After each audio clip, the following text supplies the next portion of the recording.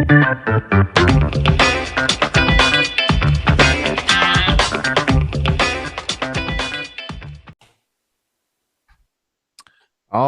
right. Welcome back to another episode of the Real Estate Investing Club. I hope you guys are having a great day wherever you are, whatever day it is for you.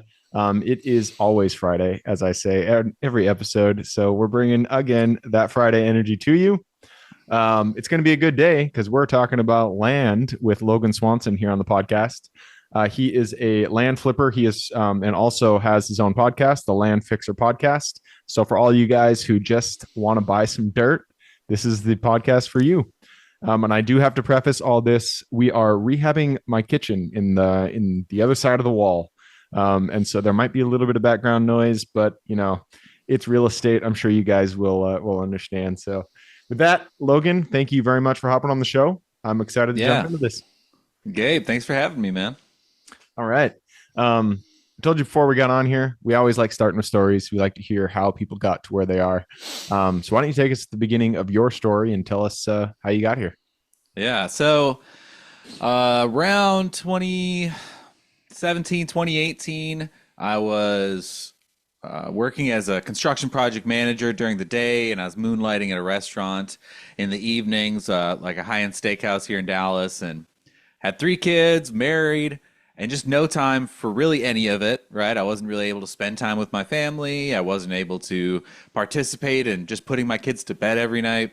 And on top of all that, with all my hard work, we had effectively no savings. You know, we were kind of getting by. We were lucky enough to buy a house early, but we didn't really have a whole lot else going for us. Car notes, credit cards, everything just seemed to suck every penny out of us. So I said, something's got to change, right? And through my construction job, it was commission only. So I got a little bit of a taste for like my first big commission check. I closed out a project and I got a $10,000 commission. And I was like, you know.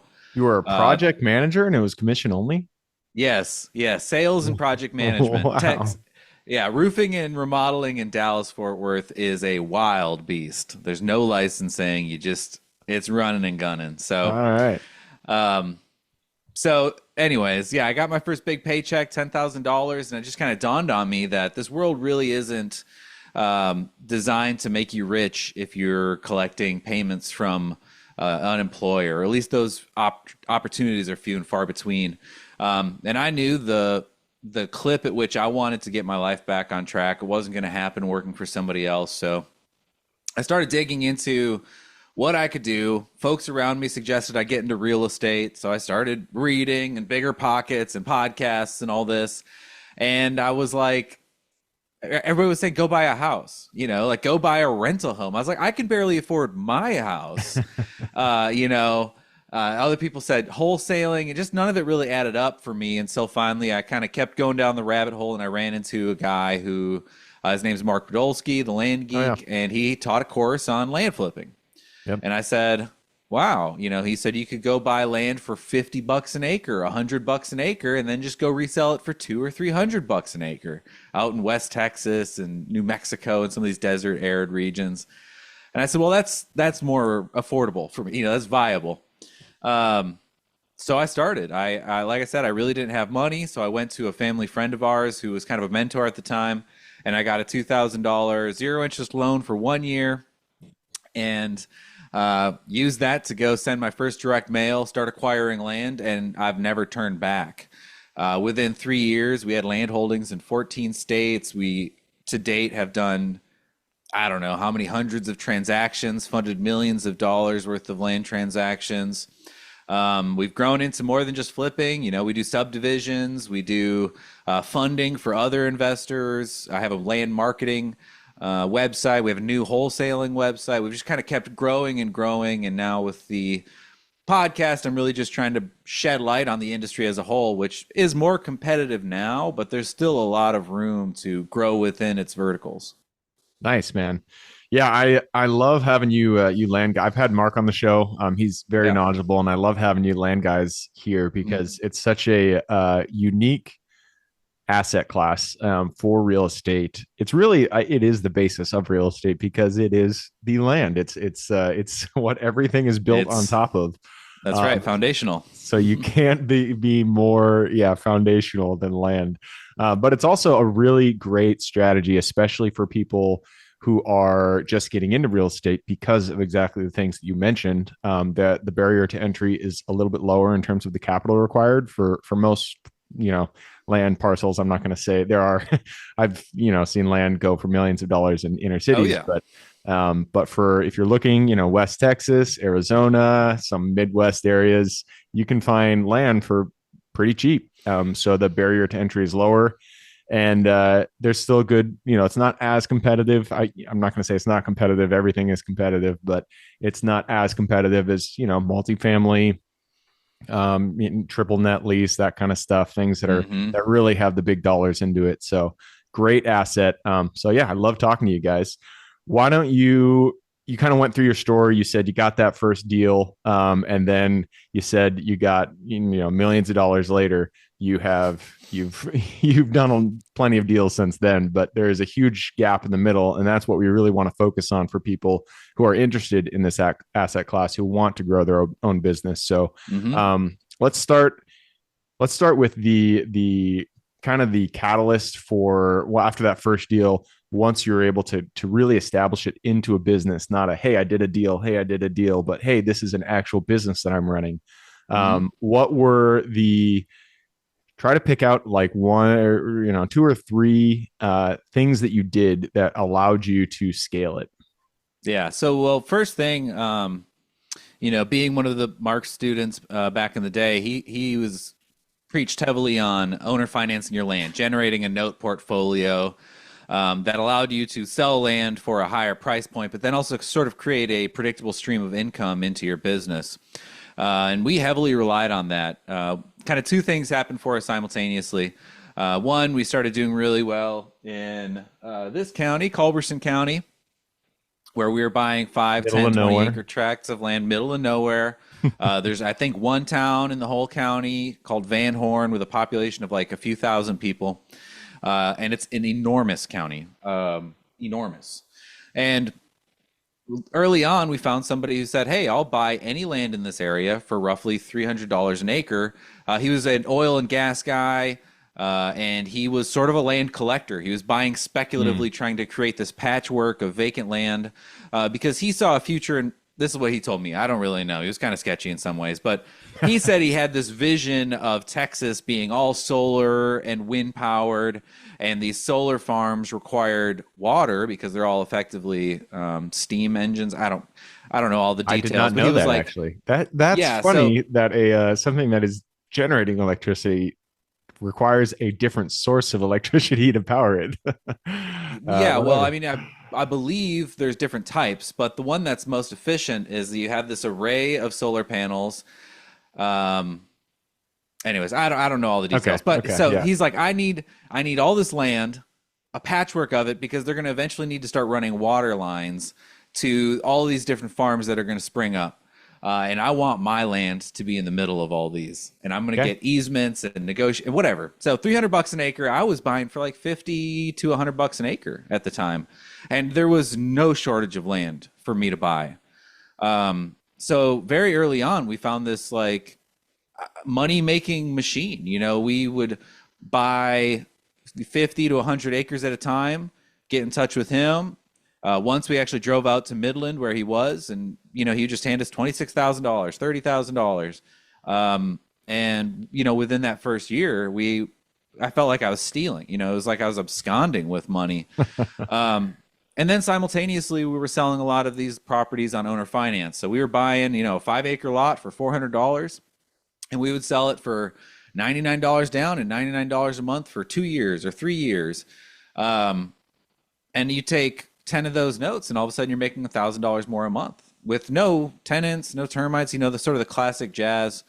Um, and we did that for a while. Things slowed down in that county. We sort of moved closer to the Dallas Fort Worth area, where we could actually do more cash flipping, which was ended up being like probably one of the most difficult aspects of land is managing cash flow. Um, you're always having to balance like the cost of acquisitions to the cost of what you're selling to some mix of that will be sold in notes. So that's the most challenging part. So for those reasons, we ended up moving into areas where we felt we could do more cash deals. Then we spread out way too thin. I learned a lesson, a very expensive lesson, trying to buy land all over the country. And Yeah. ultimately, we I found out remember what, I'm going to pause on that real quick because that was a yeah, mistake I made myself when I was just getting started. I was flipping homes, but okay. I did some here in Washington, and I was like, I was getting deals from Google Ads because I learned how to do Google Ads Mm-hmm. and I was running them, and I was like, you know what? I bet I could get deals all over the country this All way. So I did over. that. Yeah. I opened up my Google Ads to literally the entire United States. It's the worst deal, or it's the worst mistake you can, not the worst mistake, but it is a mistake when you do that. We preach on this podcast, focus in on a niche, and that's both an asset class and an area, because there's especially with, if you're doing commercial properties, you get economies of scale. You also understand that area better, and if you're doing something like land or flipping houses or wholesaling or whatever it is, if you are marketing across the United States, you have to find buyers for all of those areas. Good And luck. it is Yeah. a nightmare. So sorry, I jumped into your story. I just wanted No, to I mean pause on that real that's quick. that was the expensive lesson, man. And I can recount instances over and over again where I was just getting in over my skis and luckily we were still buying land at pennies on the dollar for the most part. So I can really only think of a couple deals that we got burned on and we actually lost money. Um, but what we did get stuck with is long hold times. So when you go spend a few $1,000s on a property, or 10,000 or $20,000, but then it doesn't generate any income for two. It's just this big weight on your balance sheet. It's a big headache. It's emotionally taxing for us because again, I didn't come into this with wealth or anything like this. So the whole idea of just the risks associated with and having money locked up in something that wasn't moving was, and I guess still is today, one of the biggest challenges. We have, I don't know, like $3 million worth of inventory that's, just pending sale. We got to go find somebody to buy this land from us. And that's heavily dependent on the market and whatever else. So, yeah, a lot of lessons there. But it was this funny like trend in the industry where everybody said, scale your business, get more and more employees and go do more deals. And I got really swept up in that and felt like I could, dominate in that arena. But now, like you said, I'm much more interested in the niches, whether that's a specific area. We like to stay just in Texas, really in a few areas in Texas. We like to do our little subdivide projects. And flip areas that we know we can flip in. Yep, absolutely. So yeah, land seems, I've done a few land deals, not too many, but I don't have as much knowledge as you on land deals, but it from the surface, it always seems so simple. You buy land, you sell it, buy land, sell it. But there's always things that pop up, at least in my experience, the deals that I've Yes. done, that just I would have never thought would be an issue. So what are the biggest mistakes you see people make when it comes to doing land deals?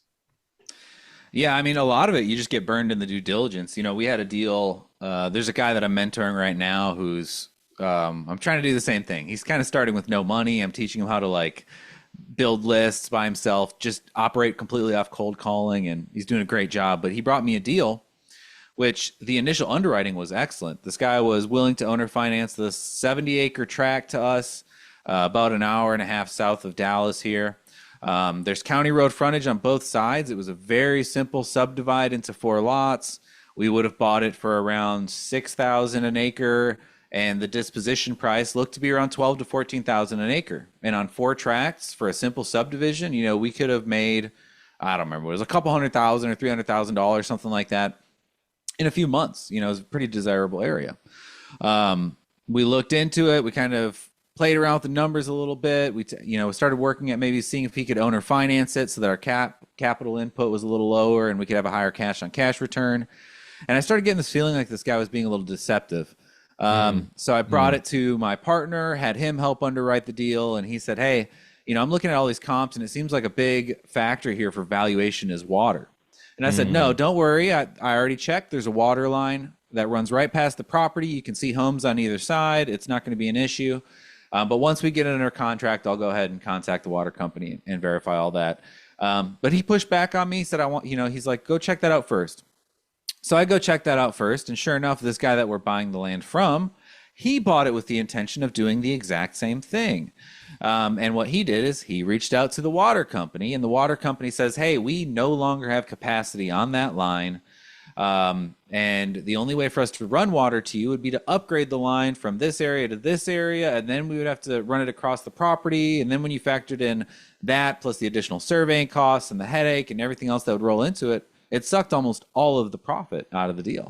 And that's something that, say you're using a third-party due diligence person, or just lack of experience, you could have got caught up in that and bought a property that you would have lost money on, and it would have taken you years to get out of it, or you would have had to sell it short.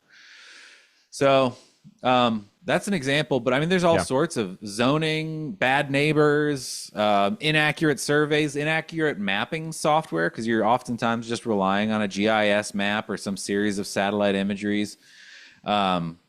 Water tables, if you have to drop a well and you don't know how expensive that well is. Wells in Texas can range from $10,000 to $300,000, depending on how deep you have to go.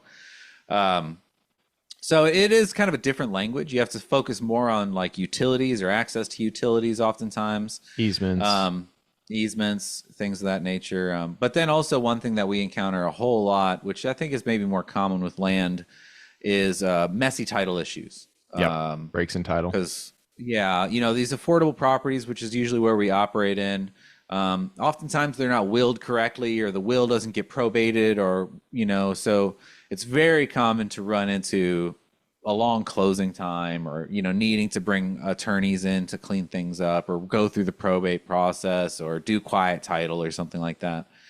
But if you master that, that ends up being a very valuable tool for you. Yeah.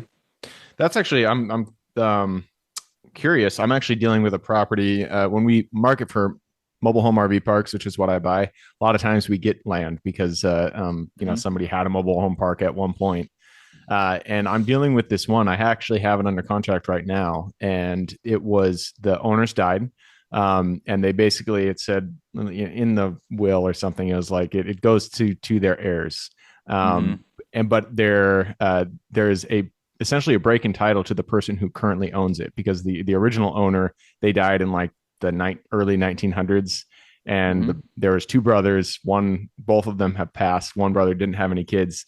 The other brother had this one daughter, and she's the one who owns it now, who's selling to me. But there is that break because it doesn't directly go to her. Is that something that can be fixed, or those breaks in title, are those usually things that you pass on? There's always a way to fix it. Now, is there a way to fix it economically? I don't know. And this does vary dramatically state to state, but the sort of founding principle, I'm not an attorney, but I have done a lot of research. I've interviewed probate attorneys on my podcast, things like that. But the foundational underpinning of real estate law in this country is to keep land from going idle. Like that's the last thing you want. That's why there's all these sorts of things for like ag exemption. There's all these different ways in which the government is trying to push society to utilize land to the best of their ability. So probate, all those laws around heirship are all geared towards making it possible for land to be used. Continue to be used, Yeah, so typically there's going to be a process involved, but depending on where you are, that process can be as or more expensive than the property itself. I recently dealt with a probate case on a very inexpensive piece of land that we were like, this is simple. This lady died. It's not a big deal. In Texas, there's a separate document that we often file, which is just called an affidavit of heirship, and we'll just bypass that whole process. But it didn't work. We talked to a probate attorney, and he's like, yeah, you have to take this in front of the judge. And because this other person is effectively being sued for their ownership, they have to be represented even if you can't find them. So they were going to say, you have to go hire what's called I can't remember now, attorney ad valorem or something like that. Sure. Okay. And it was a nasty process. I didn't do it. I walked away from it. But it's like, yeah, you effectively hire an attorney, and that attorney has the ability to represent their non-existent client to as much as they want. So they could bill over and over and over, Oh, and I Jesus. mean, there's really no cap on what they could bill, and you have to pay for it. So you're not only paying your attorney, but you're paying this attorney that's operating against you through the entire process, and you have no ability for. And this is, Texas. It might be different wherever you're, but I This was is looking a at this. I'm Texas like, property. Yeah. I was like, this is insane. Yeah. Because there's no limits, and you can't even call the attorney and be like, "Hey, here's the situation. Can you give me a quote so you can try to budget for it?" So I just talked to a couple of the local attorneys, and they're like, "Yeah, we're in the middle of this process right now, and we're already in it for more than the house is worth. Yeah. So effectively, we're just gonna have to walk away from it." Yeah. Yep, that makes sense. This particular property I'm talking about, I mean, she's going to sell it to me for like $5,000, and I think the market price is like 20,000. And at this point, I'm just like, nah, too confusing. Well, we can talk about it off cam because there is like I do have sort of a we'll talk about it. Yeah, But yeah. there's a way around it sometimes. But breaking title, that is one thing that happens, especially with land. There's a lot of like small title things that I've noticed. I've done, a handful of land deals, and there's a lot of small title things that pop up that you just don't expect. But then they're there and you're like, shit, how do I deal with this? Yep. So yeah, let's talk about finding the deals, because especially for land, that's the big driver of your business, is finding these deals. So what is your favorite way, or how are you guys finding deals now? Method wise, yeah. Yeah, right now, I'll kind of give you two answers. One is the state of the industry, and then what I'm doing. So the state of the industry is, it used to be, when I started, you could effectively, send a carrier pigeon and it would come back with a deed to a property. I mean, it was so low hanging. We would buy a property for every 100 pieces of mail that we would send. It was really insane. Wow, that is great. Jesus. That is not the case today. There are people who are running 10, 15, 20,000 pieces of mail campaign and not getting a purchase out of it. There's a few reasons for that. Most people are just kind of blasting entire counties with really roughshod pricing or no pricing at all. And there's all sorts of mistakes that the industry itself is making. But it's definitely more advanced. I mean, you really have to now understand the areas that you're marketing to. You need to have your comps dialed in. Oftentimes, to be most effective, you're going to have some sort of multi-touch system. So you're going to like cold call them, send them a letter, and then 2 weeks later, you're sending a follow-up postcard. And you also skip trace their emails so you can try to run targeted ads at them if possible. Like there's a lot going on to really try to get people engaged and for your brand to stand out. But I still believe the most effective way is to skip trace a list and get on the phones. If you have the stomach for it, that is the least expensive way. You just generate a list either through purchasing it through a third-party software like DataTree or something, or what we do is we aggregate all of the list information from the county maps. So I pay someone to go through and click on each individual parcel, gather all the information off, and what that does is it pre-scrapes the entire list for me. We're never going to click on a property that is irregularly shaped or entirely in flood zone or doesn't have road access, so it like limits the list to people with properties that we actually want to buy. So it actually makes it cheaper than buying from data. Sorry, I'm getting into the weeds. But anyways. Yeah, no. That's good. So you go to the actual county website. You don't actually, you don't use like Property Radar is something that I love to use for single family and land, anything like that. Nope. Yeah. So land records, especially in areas where we want to operate in, are very sparsely populated. So, DataTree, these third-party list aggregators, they are very up to date in like cities and highly populated areas. But for example, one of the areas that we work in is Limestone County. DataTree, all these they have almost no records. There's entire counties in Texas that have inaccurate records. Yeah, title hasn't been passed in 100 years. There's a county in Texas where the courthouse burned down. They lost everything.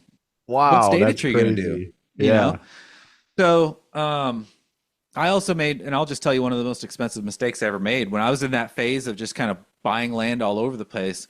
I once bought a 20,000 parcel list from DataTree and just priced it within like 10 minutes and sent out the mailer. So it was like $10,000 worth of mail. All of the acreage for that list was 1 decimal point off.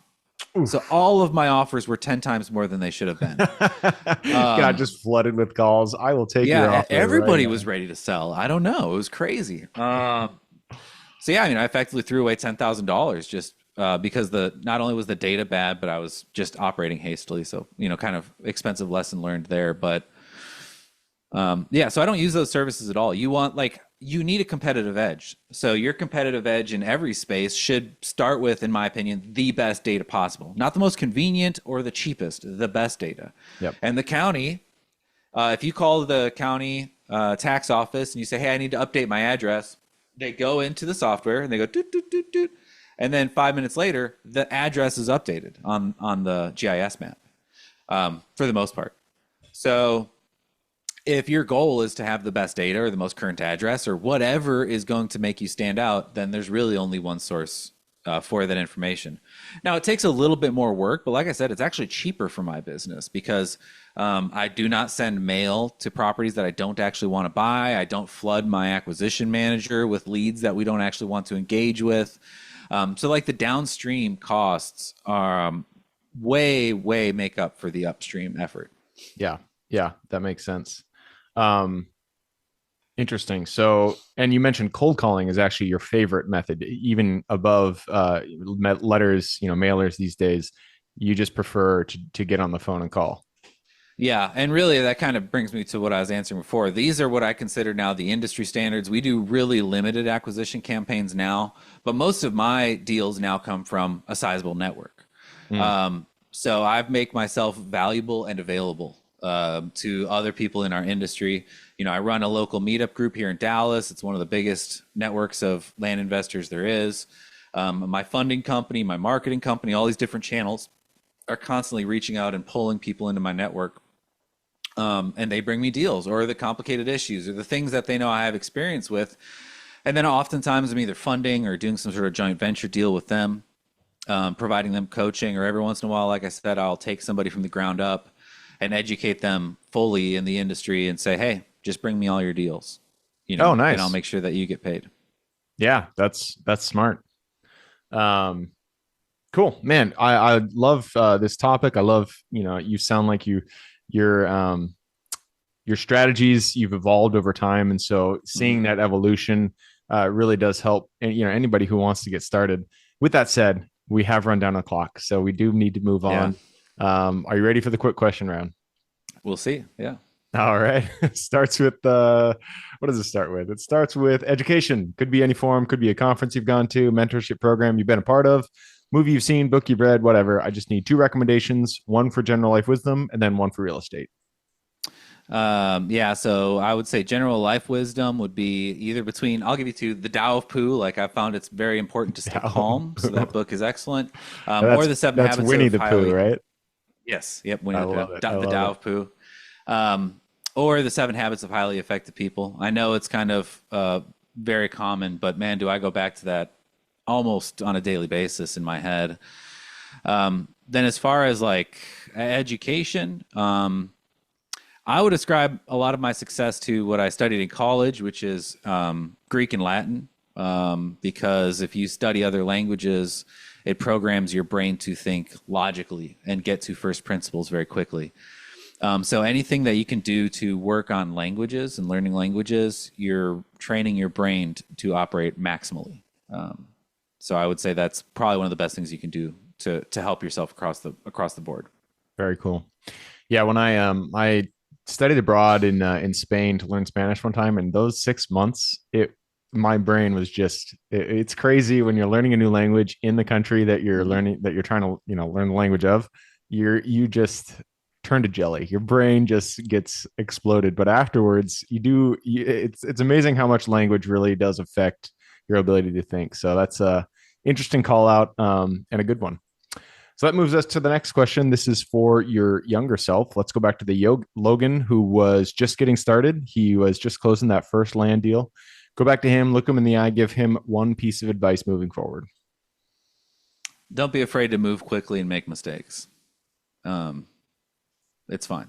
Yeah, mistakes will happen. There's no way around Yes. them because you don't know everything, especially when you start. You're just getting started. So just get deals done. Hmm. All right. Next question is about the US. It's a big place. There is a lot of opportunity out there. Give me the single, usually I say metro, but you are a land guy. So I'm just going to say single area that you are most excited about investing in today. Ooh, great state of Texas. Okay. Mhm. What area in Texas do you like? Really, the whole state. I mean, most people you'll ask will say the Golden Triangle, which is between Dallas, Dallas, Houston, and San Houston, San Antonio. Antonio, Yep. But for me, really, if I had to target a specific market, it would be within a 2 hour radius of Dallas Fort Worth. DFW. All right. All right. Next question. We've actually already touched on this one, but I'll change it up a little bit. The question is it all starts with getting in contact with a seller. So, what is your favorite way to generate leads? You've already mentioned cold calling. So, I'm going to say for each stage of your growth in the land industry, what is your favorite way to generate leads? Does it always cold calling, or do you feel like once you have enough cash flow coming in that you should evolve to a new style of marketing? Um, Answer that one. Yeah, so I would say now my chief way is to make myself available and valuable, and have people bring to me because it puts me in like my favorite position, which is of service to other people. Yeah. That's when I find myself most happy. It's like real estate actually doesn't make me very happy. The freedom of real estate makes me very happy. The relationships in real estate make me very happy. The critical thinking, that sort of stuff makes me happy. But I feel most happy when I'm able to Help um, people. help people. Yeah. Yep. Nice. Like when you're talking to someone, like I did a deal last year where we funded a guy's flip. I kind of helped him through the process of underwriting and all that. And he made $100,000 on that flip. And just his voice when I told him, like, hey, I just wired you, $102,000. Um, that's a fun call to make. Yeah, absolutely. All right, next question is about lessons learned. Not every deal that we get into goes the way we expect it. In fact, many times things go wrong and we get to learn a lesson. So, what was a deal that went a little sideways for you, and what was the lesson you pulled from it? Oh, man, that's a lot of. I mean, I'll tell you one that we're in the middle of right now. We have this big subdivision in Tennessee that we had owner finance. We did a bunch of improvements on, and I had the managers operating it for the most part. And I took a very hands-off approach early on when I should have been much more hands-on and much more involved in that process of ensuring everything was communicated well. Because we've effectively had $1 million worth of transactions just held hostage at a title company until today. We're closing our first two. It's been like 6 months that we've had transactions locked up because of shenanigans that are unnecessary and avoidable. Yep. Be involved is the lesson there. It sounds like, Mhm. even if, there is a stage at which you kind of step away and let your team take care of it. But um, being involved, at least to the extent to you understand what's going on, I feel like is very important. Yep. All right. And that leads us to the last question. This is for the listeners. You've given us a lot to think about. I'm sure people want to reach out, get in contact with you. This is a two-parter. Where can they find you? And then what can they expect when they reach out? Yeah, go to thelandfixer.com, www.thelandfixer.com. You'll find my podcast there as well as links to a lot of other services and things that I do. What they can find is just, not someone who's selling a course. I don't have anything to sell. I genuinely try to bring interesting and fun content around land investing to the world. The episode we just published this week was talking with a gold miner, Canadian gold miner, and his success in Mexico and That's how cool. one puts together and structures a mining operation. And that was fascinating because it is, minerals and all that is a very large overlap with what we do in land. So, and again, no courses to sell, no way to try to get money out of you. Just trying to build my network, be valuable and available. Perfect. I will put that link in the show notes. So if you guys want to reach out to Logan, all you got to do is just click a little more in the description. It'll pull down that full description, and in there you can find his links. All right, man. That wraps it up. Thank you very much for hopping on the show. Gabe, thank you. Absolutely. For everybody who's with us today, thank you guys for showing up. You are the reason we do this. So if you guys have any questions, reach out to me, Gabe, at therealestateinvestingclub.com. If you guys want to support the show, just leave us a review.